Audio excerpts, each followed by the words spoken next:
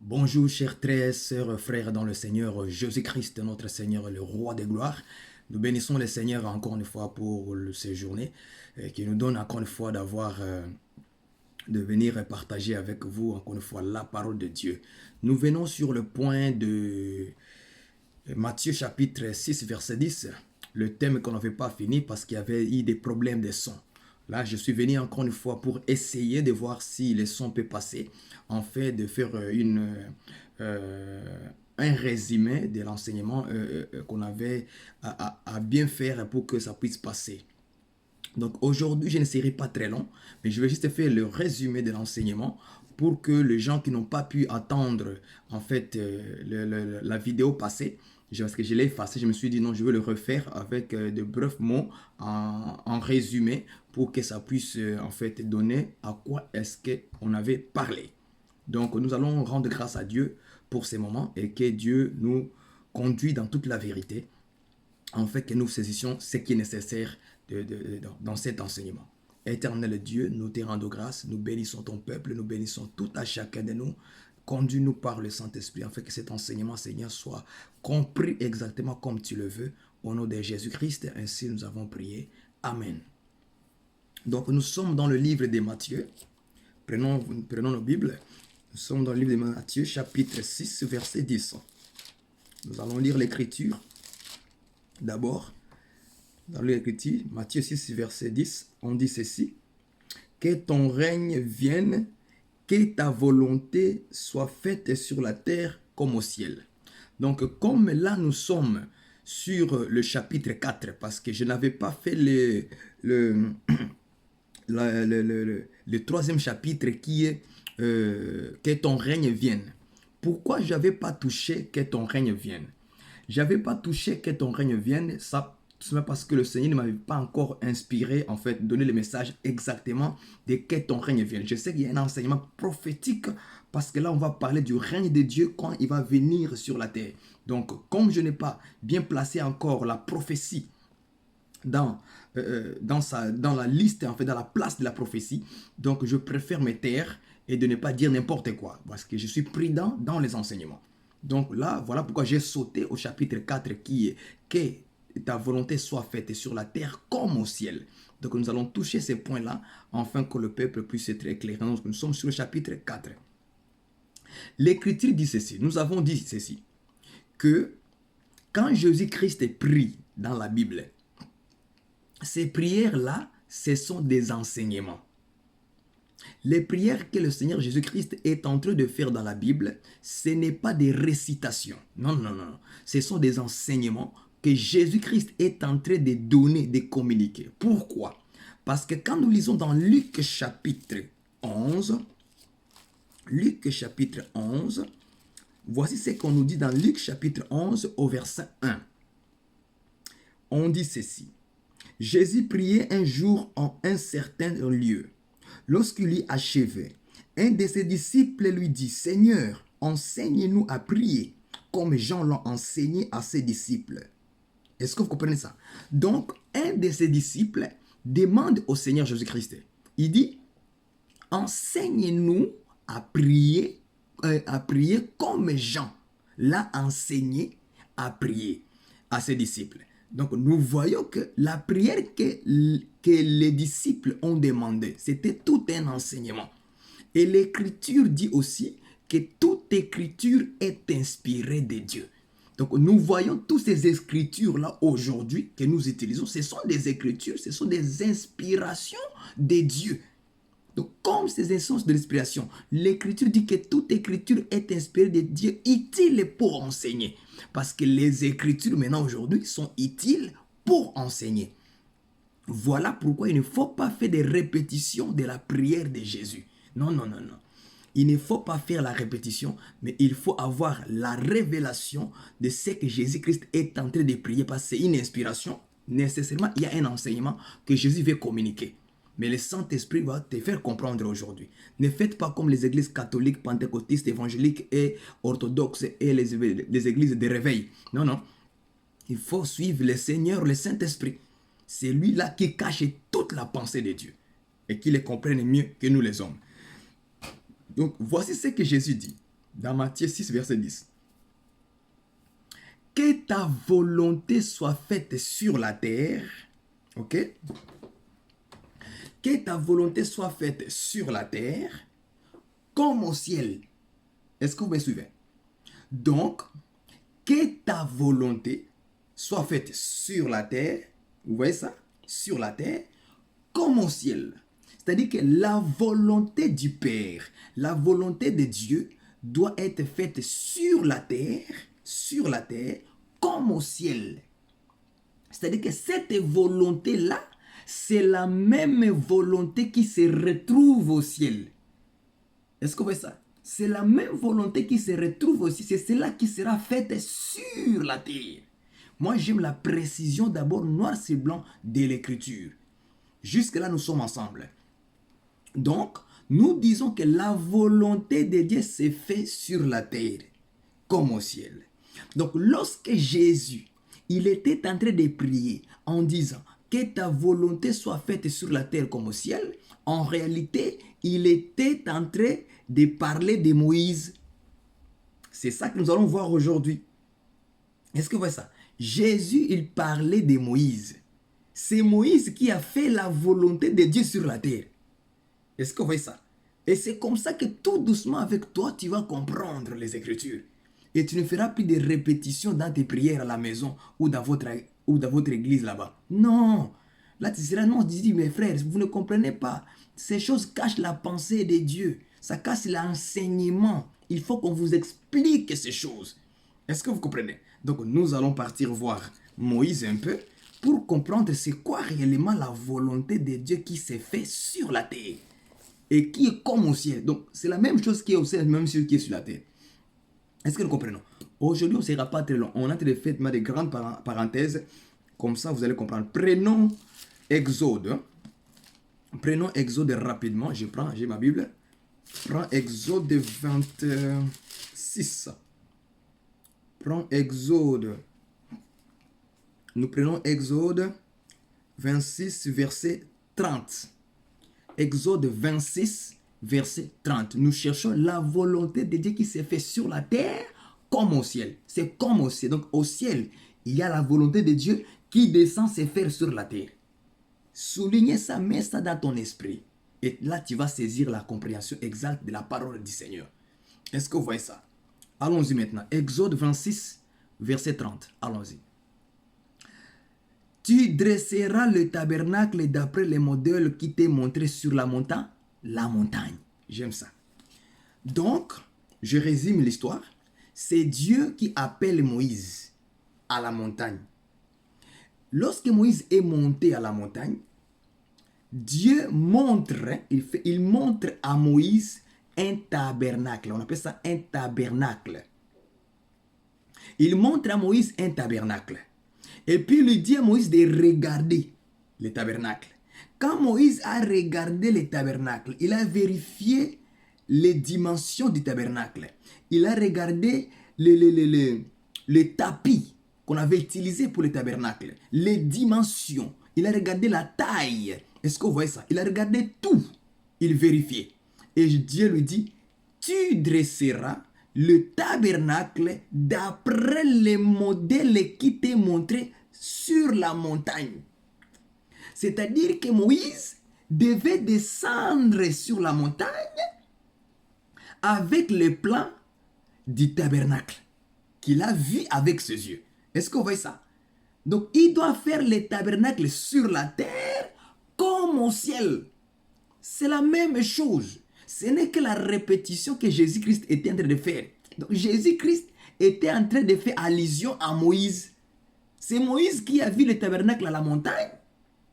Et quand il est descendu, il doit faire le tabernacle d'après les modèles qu'il a vu au ciel. Est-ce que vous voyez ça? Donc au ciel, il y avait un tabernacle. Moïse, il descend. Il fait le tabernacle où? Sur la terre. Que ta volonté soit faite sur la terre comme au ciel. Donc c'est la répétition. C'est la même chose. Je ne sais pas si vous me comprenez. C'est la même chose. Ce n'est pas différent. C'est la même chose. Est-ce que vous comprenez ça? Donc Moïse, il descend sur la montagne. Avec l'idée de quoi? Avec l'image du tabernacle. Il vient sur la terre avec ça. Il commence à construire. Tu dresseras, construire, bâtir. Parce quoi? Il commence à construire les tabernacles. Mais les tabernacles doivent être d'après les modèles. Ce n'est pas que Moïse va inventer une façon de faire, non. Il doit faire selon les modèles qu'il a vus à la montagne. On est tous ensemble. Maintenant, tu commences à comprendre. Hein? Tu vas comprendre. Même un bébé spirituel va comprendre là aujourd'hui. Fini la récréation. Des blagues que vous faites là sur Internet, là, fini ça. Il faut maintenant que vous commencez maintenant à écouter des bonnes choses, la bonne nourriture, pour vous faire grandir dans votre foi, pour vous faire grandir dans la connaissance des choses de Dieu. Arrête de suivre la dénonciation, arrêtez ça. Ça ne va pas t'instruire dans la foi. Non, c'est une perte de temps, c'est la distraction. Écoutez des bonnes affaires qui va te faire avancer dans la foi et commencer à comprendre les Écritures. La vie des gens, là, ça ne va jamais t'amener quelque chose dans la vie. Là, tel pasteur a fait ceci, tel pasteur a mangé ceci, a mangé du poison, a fait manger le pétrole, a fait manger de l'herbe. Ça ne va rien ajouter dans ta foi. C'est la parole prêchée, Jésus-Christ, qui ajoute une foi, une connaissance dans toi. Ok? Donc, nous sommes en train de parler de Moïse. C'est Moïse qui était monté à la montagne. Il a vu avec ses yeux le tabernacle. Il est descendu. Il a fait quoi? Il a construit le tabernacle sur la terre comme au ciel, d'après les modèles qui étaient faits là à la montagne, qui étaient montrés à la montagne. C'est-à-dire que les tabernacles qui étaient faits sur la terre, c'était la même chose qui est là-bas au ciel. Ils avaient les mêmes dimensions, la même taille, les mêmes tapis qu'il a vu, les mêmes couleurs. Est-ce que vous voyez ça? Ça doit garder la même chose. On ne doit pas modifier. Comme on voit aujourd'hui, j'ai déjà modifié des choses de Dieu. Ce sont des pasteurs, des locutas, des faux pasteurs. Parce que tu es un homme de Dieu, tu t'autorises simplement de faire ce que tu veux. Il faut arrêter ça. Est-ce que vous comprenez ça? Maintenant, regardez. On va maintenant définir c'est quoi les tabernacles. Qu'est-ce que c'est les tabernacles? Ça veut dire quoi? Ok? Nous, on ne va pas définir. On ne raisonne pas. L'Écriture va expliquer c'est quoi les tabernacles. Est-ce que vous comprenez ça? Allons dans l'Écriture. Définissons. Prenons Exode 30, 39. Exode 39, prenons le verset 32. Le verset 32. Il dit ceci. Et ainsi furent achevés tous les ouvrages du tabernacle de la tente d'assignation. Arrêtons-nous là ici. Donc le tabernacle est appelé la tente d'assignation. Prenons le chapitre 40, versets 1 à 2. Allons-y rapidement, on n'a pas le temps. L'Éternel parla à Moïse et dit, le premier jour du premier mois, tu dresseras le tabernacle, la tente d'assignation. Donc, le tabernacle veut dire la tente, c'est une tente. Est-ce que vous voyez ça? Donc, quand Dieu dit à Moïse, tu dresseras le tabernacle d'après les modèles qui t'est montré sur la montagne, en d'autres termes, on peut aussi dire, tu dresseras la tente d'après les modèles qui t'est montré sur la montagne. Donc, Moïse, quand il est monté à la montagne, il a vu une tente. C'est ça qu'il a vu. C'est ça qu'on appelle aussi le tabernacle. C'est une tente. C'est comme une petite maisonnette. Est-ce que vous voyez ça? Mais il doit construire cette tente-là, cette maisonnette-là, selon les modèles qu'il a vus à la montagne. Donc, il ne doit pas modifier quoi que ce soit. Selon les dimensions, les couleurs, le tapis qu'il doit utiliser, tout doit venir du ciel. Tout doit venir là-bas à la montagne. Parce que la montagne spirituelle veut dire le ciel. C'est ça la montagne spirituelle. C'est la demeure de Dieu. C'est là où Dieu habite. Est-ce que vous voyez ça? Dieu habite à la montagne, c'est-à-dire Dieu habite au ciel. Est-ce que vous comprenez? Donc, il devait prendre les choses du ciel et venir les construire, les dresser sur la terre. Donc, Moïse devait dresser une tente sur la terre comme au ciel. C'est ça la volonté du Père. Est-ce que vous comprenez ça? C'est ça la volonté de Dieu. C'est clair, hein? Là c'est clair, vous commencez maintenant à comprendre. Maintenant, qu'est-ce que ça veut dire tente, selon les Écritures? Prenons rapidement des Corinthiens. Il va nous définir une tente. Je suis en train de faire des grandes lignes sur l'enseignement pour que nous tous on puisse avoir la même connaissance. C'est quoi une tente selon les Écritures? Des Corinthiens, rapidement, chapitre 5. Des Corinthiens, chapitre 5, rapidement, on n'a pas le temps. Des Corinthiens, chapitre 5, au verset 1 à 4. Allons-y, lisons. Des Corinthiens 5, 1 à 4. Nous savons, en effet, que si cette tente où nous habitons sur la terre est détruite, nous avons dans le ciel un édifice qui est l'ouvrage de Dieu, une demeure éternelle qui n'a pas été faite des mains d'hommes. Aussi, gémissons-nous dans cette tente, désirant revêtir notre domicile céleste.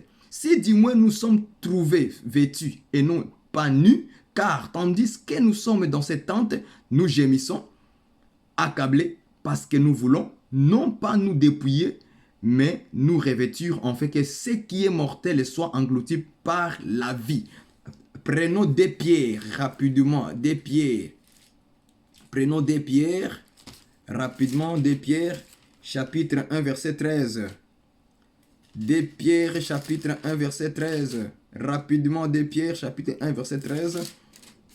On lit ça. Ok, verset 13. Et je regarde comme un devoir, aussi longtemps que je suis dans cette tente, de vous tenir en éveil par les avertissements. Donc, par ces deux écritures, nous comprenons que l'apôtre Paul et l'apôtre Pierre parlent le même langage. Est-ce que vous comprenez? Parce que les enfants de Dieu sont appelés d'avoir le même langage et la même compréhension. Donc, une tente, ça signifie le corps humain que nous portons. Cette corps, la chair, c'est-à-dire la chair, le corps que nous portons là. C'est ça qu'on appelle une tente. Est-ce que vous voyez ça? Donc, notre corps s'appelle une tente. C'est ça que Paul dit, aussi longtemps que je suis dans cette tente, en d'autres termes, aussi longtemps que je suis dans cette corps, dans ces corps ici-là, c'est une tente. Est-ce que vous comprenez ça? Donc maintenant, retournons chez Moïse. On lui a dit, tu dresseras le tabernacle d'après les modèles que tu as, qu'on t'a montré sur la montagne. Nous avons dit que le tabernacle signifie la tente. Tu dresseras une tente d'après les modèles qui t'est montré sur la montagne. Nous disons que la tente, c'est le corps. Est-ce que vous voyez ça? C'est le corps d'homme. Le corps de l'homme.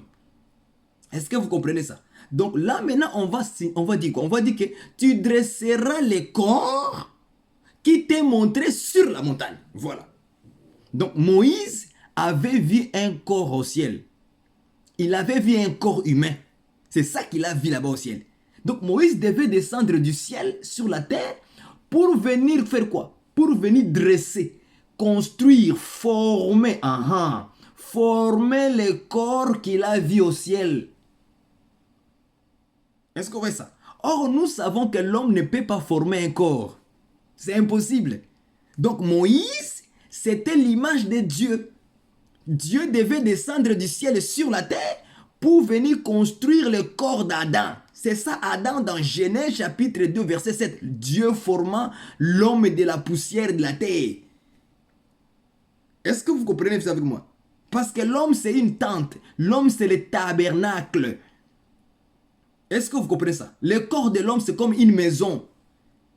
Or l'homme Moïse physique, il ne peut pas construire, il ne peut pas former un corps humain. Est-ce que vous comprenez ça?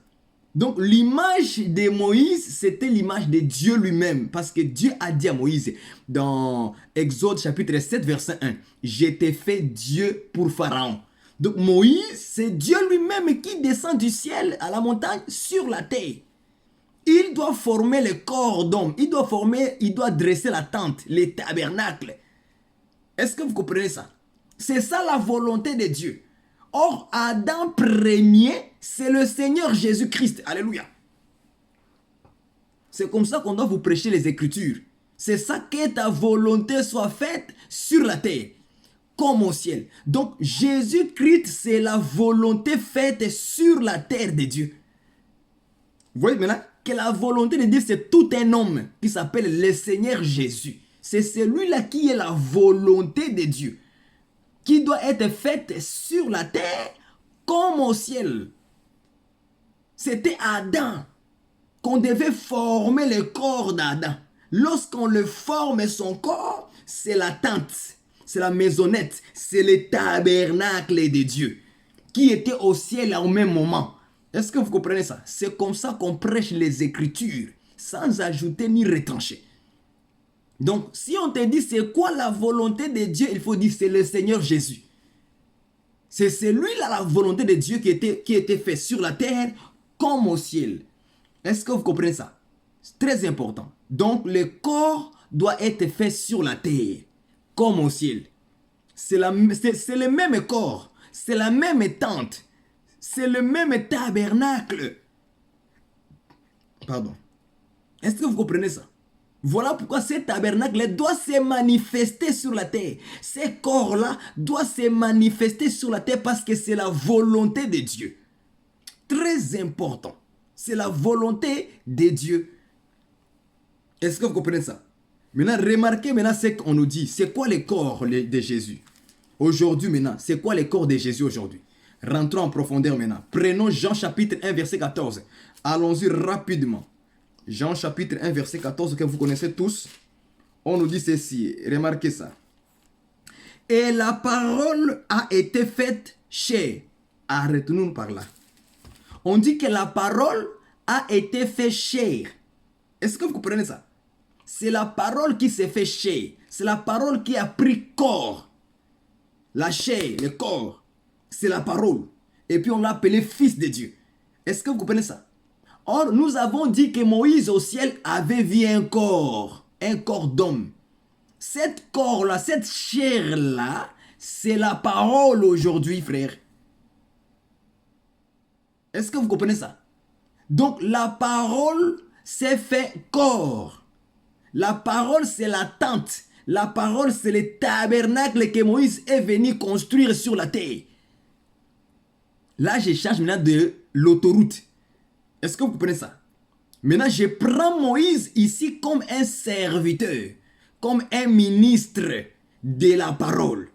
Parce que Moïse, maintenant, qui change maintenant ici de la vision, qui monte à la montagne, qui descend avec le plan, l'image du tabernacle ou l'image de la tente, qui est le corps, qui est la parole. Est-ce que vous comprenez? Quand il descend avec la parole qu'on lui a parlé, qu'il a vu, ok? Il doit venir faire quoi? Dresser, construire, bâtir la parole sur la terre. La parole faite chair. Est-ce que vous comprenez ça? Il doit venir bâtir. Bâtir, ça veut dire prêcher. Construire spirituellement veut dire prêcher la parole. Donc quand Moïse était en train de dresser la tente, de dresser le tabernacle, donc Moïse était en train de prêcher la parole. Est-ce que vous me comprenez? C'est comme ça qu'on prêche les choses de Dieu. Donc Moïse, ce sont les serviteurs. Moïse, c'est le ministre de la parole qui va aller d'abord au ciel. Il doit voir la parole, il doit voir le corps, il doit voir la tente, il doit voir les tabernacles, les modèles au ciel. Il descend avec les modèles sur la terre et il prêche ça. La parole maintenant devient chair. Est-ce que vous comprenez ça? Il vient annoncer ce qu'il a vu. Mais malheureusement aujourd'hui, nous avons des difficultés aux pasteurs, aux prophètes, aux docteurs, aux évangélistes, aux apôtres, de respecter les modèles qu'on les a montrés sur la montagne, au ciel. Est-ce que vous comprenez ça? Parce que nous ne pouvons pas prêcher autre chose si ce n'est que ce qu'on a vu au ciel. Un ministre de Dieu qui ne va pas à la montagne, qui ne va pas au ciel, regardez les modèles, regardez la tente, le tabernacle, regardez recevoir la parole de Dieu qui les ramène sa fête sur la terre. Qu'est-ce qu'il va prêcher? Il va prêcher que la prédication de la terre. Il va vous annoncer des choses de la terre. C'est comme ça qu'aujourd'hui nous avons de la difficulté de respecter les modèles du ciel que Dieu nous a montré. Donc quand Moïse était en train de regarder la tente, Il regarde la tente. Il regarde la tente. C'est ça qu'on appelle ça méditer la parole de Dieu dans Josué chapitre 1 verset 8. Prenons ça rapidement. Prenons ça rapidement. Josué. On va lire ça. Rapidement Josué. Regardez ce qui est écrit. Josué chapitre 1 verset 8. Dieu lui disait, que ces livres de la loi ne s'éloignent point de ta bouche, médite-les jour et nuit pour agir fidèlement. Ok? Tu dresseras la tente, le tabernacle, d'après les modèles qui t'est montré où? Sur la montagne. Afin que tu agir fidèlement selon tout ce qui est écrit. Est-ce que vous comprenez ça? D'après tout ce qui est écrit.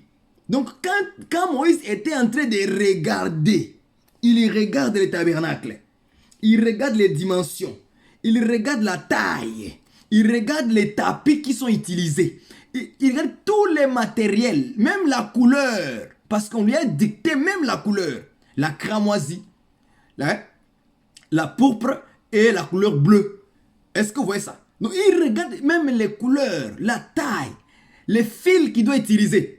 Est-ce que vous comprenez ça? Et quand il a vu tout ça, c'est ça qu'on appelle ça méditation de la parole. Un homme de Dieu qui ne médite pas la parole du Seigneur, mais il veut aller prêcher les Écritures. Il va prêcher quoi? Il se réveille que, je ne sais pas, le dimanche à 6 h du matin. C'est là maintenant qu'il commence maintenant à méditer. Donc toute la semaine, il était où pour méditer? Il n'a même pas lu un verset.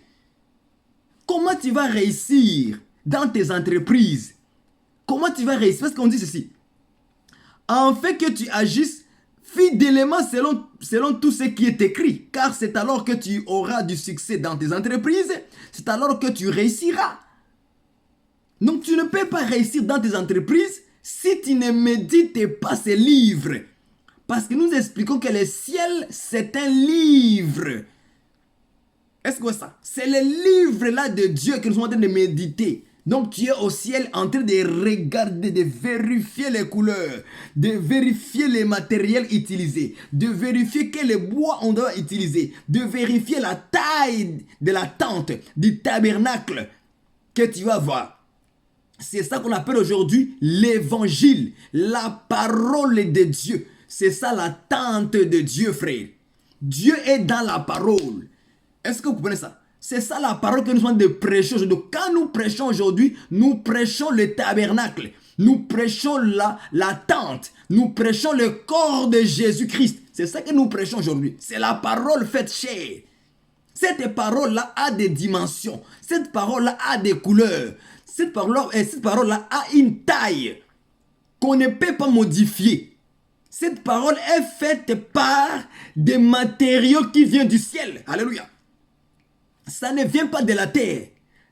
Est-ce que vous voyez ça? Donc quand nous prêchons maintenant la parole, quand ça devient chair sur la terre, c'est en train de faire la volonté de Dieu.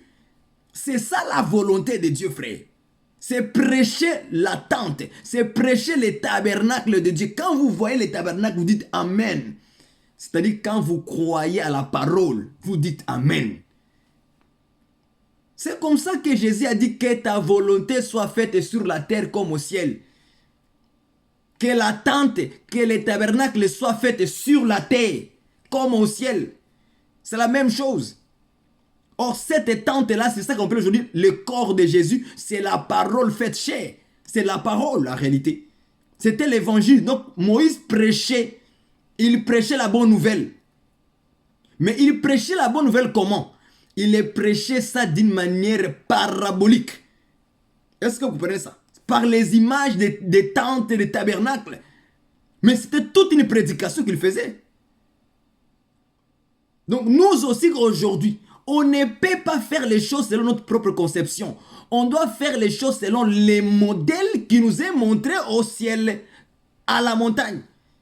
Malheureusement, ce n'est pas le cas aujourd'hui, n'est-ce pas, dans vos églises là. Nous voulons voir les modèles des apôtres, les modèles de Jésus-Christ. Est-ce que vous comprenez ça? Les fondements des apôtres et des prophètes, Jésus-Christ comme la pierre angulaire. Où est ces paroles-là aujourd'hui? Chacun vient avec ses raisonnements, ses choses dans la tête et on veut prêcher ça aux gens. Quand on dit que la femme n'enseigne, elle n'enseigne pas. On n'a pas à changer, on n'a pas à ajouter à retrancher. C'est les modèles du ciel. Au ciel, la femme n'enseigne pas là-bas. Est-ce que vous voyez ça? Quand on dit qu'aux femmes de ne pas porter le maquillage, au ciel, il n'y a pas de femmes qui portent le maquillage, ni des bijoux sur les oreilles. Ça n'existe pas là-bas au ciel. C'est les modèles que les apôtres ont prêchés. Est-ce que vous comprenez ça? Quand on dit que les femmes doivent être habillées décemment, avec pudeur et modestie, c'est ça les modèles. Parce que là-bas au ciel, il n'y a pas des impudiques. Ça n'existe pas. Quand on dit que nous devons marcher dans la sainteté, c'est parce qu'au ciel, il n'y a que les gens saints. C'est ça les modèles qu'on doit prêcher. Maintenant, où sont les pasteurs qui prêchent comme ça dans les églises aujourd'hui? Personne. Laissez aller. Dieu va toucher. Ah, Dieu regarde mal le cœur. Donc, des choses, des aberrations dans la tête. On crée de la philosophie. Et on fait maintenant de l'église de laisser aller. Est-ce que vous comprenez la même chose? Donc, un homme de Dieu doit monter à la montagne, regarder les modèles. Après avoir vu les modèles, il descend sur la terre. Il prêche ce qu'il a vu. Il doit construire, dresser, bâtir ce qu'il a vu au ciel. Mais ce n'est pas le cas avec ce que vos pasteurs flatteurs là, avec dans vos assemblées. Faites comme vous voulez, vous faites. C'est vous faites. Non, ça ne marche pas comme ça avec le Seigneur aujourd'hui. Il y a déjà tout dans la Bible. Quand on dit A, c'est A. Quand on dit B, c'est B. Quand on dit que la femme doit être soumise à son mari, c'est ça qu'on doit prêcher. C'est le modèle du ciel. Parce que là-bas au ciel, il n'y a pas de femmes insoumises. Quand on dit que l'homme doit aimer sa femme, il doit aimer sa femme. Parce qu'au ciel, il n'y a pas des hommes méchants qui n'aiment pas leurs femmes. Ça n'existe pas au ciel. C'est le modèle. Même si le gouvernement change de loi, nous, on s'en fout. On garde la doctrine. Même si le monde est là, disent que l'homme et la femme sont égales, nous, on prêche que l'homme est le chef. C'est le modèle. Parce que c'est Christ qui est le chef au ciel. C'est le modèle. Est-ce que vous comprenez ça? C'est comme ça qu'on doit prêcher. On ne doit pas changer la doctrine. Les tabernacles. Lorsqu'on dit que la tente avait 28 coudées de longueur, 4 coudées de largeur, nous devons garder les mêmes dimensions. Est-ce que vous me comprenez? On ne doit pas modifier. L'évangile, on ne le modifie pas. La parole de Dieu, on ne le change pas, on ne le modifie pas. Ce n'est pas toi parce que tu es pasteur que tu as l'autorité maintenant de changer la parole de Dieu. Non! La parole de Dieu est au-dessus de toi. La loi de Dieu est au-dessus de tout le monde sur la terre. Est-ce que vous comprenez ça? La parole de Dieu, ça se prêche aux blancs, aux noirs, aux chinois, aux arabes. On ne change absolument rien du tout. Nous devons tous avoir les mêmes modèles des apôtres. Ce que les apôtres ont prêché là, c'est ça les modèles du ciel. Malheureusement, dans vos églises, aujourd'hui, nous sommes au 21e siècle. La femme peut prêcher. Et puis les femmes aussi, ils se mettent comme ça devant, hein, commencent à prêcher. Mesdames et Seigneur, non. Nous, on dit non. C'est interdit. On ne permet pas à la femme d'enseigner ni de prendre l'autorité sur l'homme. C'est interdit dans les modèles de Dieu. C'est ça la volonté de Dieu qui est respectée sur la terre. Parce que c'est la même chose qui est là-bas au ciel, frère. On doit retourner au modèle. On doit retourner à la volonté de Dieu faite sur la terre, comme au ciel. Est-ce que votre pasteur peut dire que ce que je fais là, c'est ça qui est au ciel? Jamais de la vie. Il invente la philosophie comme il a fait la théologie. Voilà, il pense que maintenant la théologie est au-dessus de la parole du Seigneur. Or, la théologie, ce sont des études humaines, charnelles, des sciences. C'est la science humaine. Ça n'a rien à voir avec Dieu. Rien à voir avec Dieu. On doit retourner à la parole. Retourner à l'évangile pur, au modèle qui est fait, qui nous a été montré à la montagne, au ciel. Maintenant, quand on descend avec ça, on prêche ce que nous avons vu à la montagne, au ciel, dans les Écritures. Est-ce que vous comprenez? Voilà un peu les résumés de ce qu'on avait dit la prochaine fois, dans les jours passés. Donc, nous avons expliqué que la volonté de Dieu, c'est le Seigneur Jésus-Christ. C'est lui-là qui est la parole de Dieu, qui est faite chair.